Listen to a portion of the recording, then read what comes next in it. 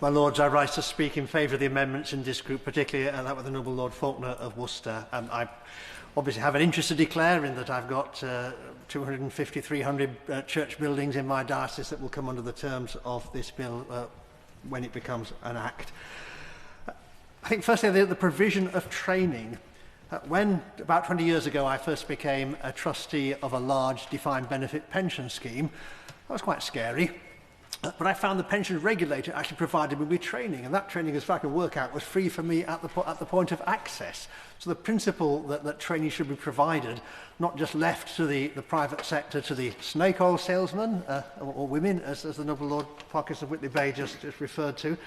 I think that principle is an important one, that we can have the state providing good training or enabling that training to be provided.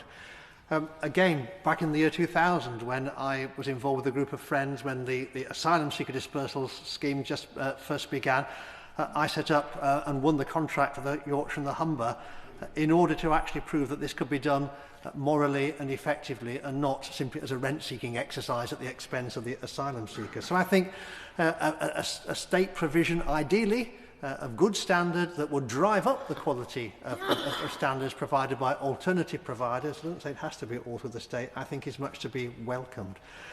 I do recall as well that the difference in volunteers and paid staff, as Noble Lord Faulkner of Worcester has said, something that you might cover by one full-time staff member takes quite a number of volunteers, each giving small amounts of their time to make it happen.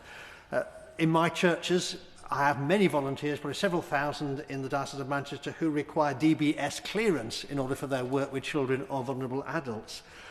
The law is that those who are volunteers get the DBS training and the DBS clearance done for free. I have to pay for clergy and other paid staff of the diocese, but for volunteers, the training, the clearance of the DBS is provided free of charge. So I think the idea of finding a way so that the many, many volunteers who enable small organisations, whether they're churches, whether they're heritage railways, whether they're small football clubs, my football club, Salford City, is in a rather lower league than the top two, but again, there's many volunteers who are on duty to make sure that things are carried out properly. So I do support the amendments in this group.